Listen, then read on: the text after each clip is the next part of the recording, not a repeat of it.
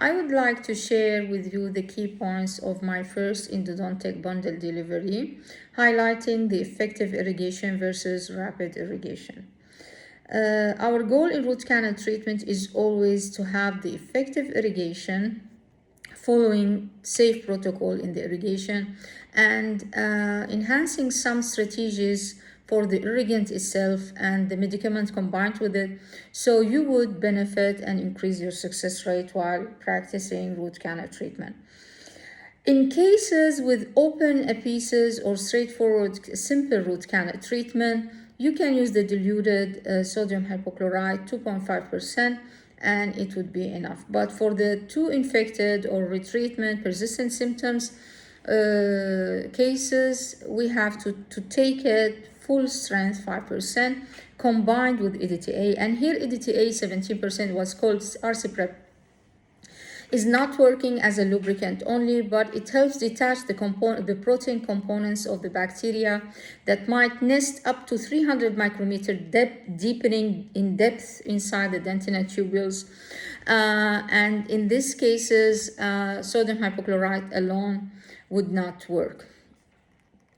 Yes, we would use these two in combination, very short sequence EDTA and then the sodium hypochlorite.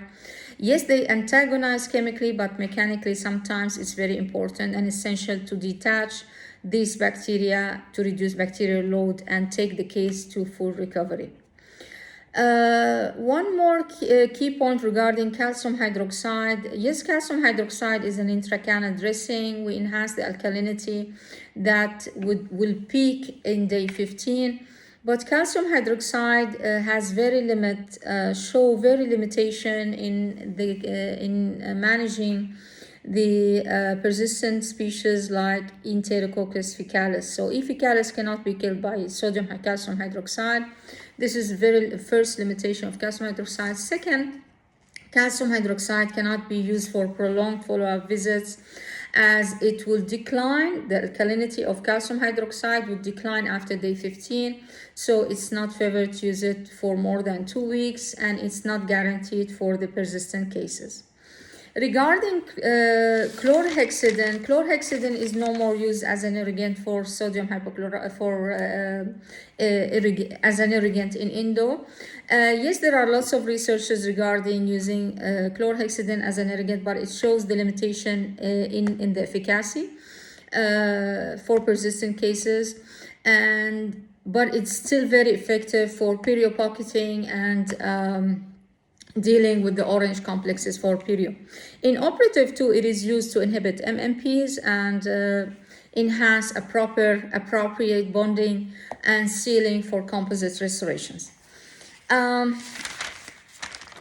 more key point regarding the irrigant: if we want to use the best strategies to enhance a better irrigation, meanwhile Dentsply, or it's not meanwhile, it's for a long time ago, but latest, I mean, the Endovac assure that this irrigant would reach out beyond the apex using activator.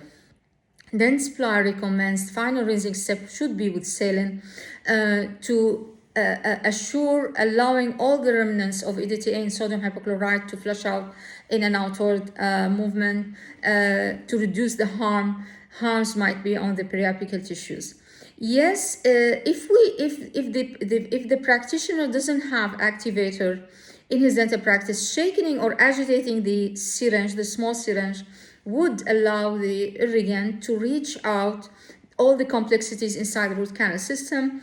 And one more thing, if you can warm up sodium hypochlorite up to 140 Fahrenheit while reloading, this would enhance the efficacy of the sodium hypochlorite.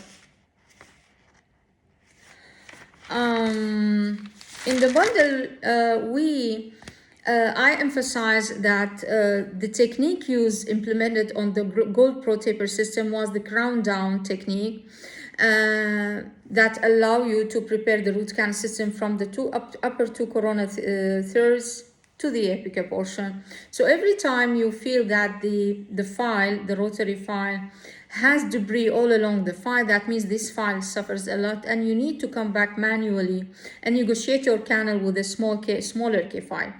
Every time you try to retrieve the full working length, especially in tight canals for mesials for the posteriors or buccals for premolars, for example, lower anteriors, that means you combine this technique with a step back technique. Step back, yes, it's eliminated and it's not used anymore, but when you combine, try to retrieve manually with the crown down, that means you are combining these two techniques together for tight canals, especially in molars. And I think I'm done. I might say one more thing, that apex locator do have false readings, especially in wide canals. So the working length X-ray is very mandate for every single case in endo, and not relying on the apex locator itself. And one more thing, activating the tactile sensation at the very early stage of negotiating with your canal, with the root canal, is very important, so you can know where you are from the very early stage of root canal.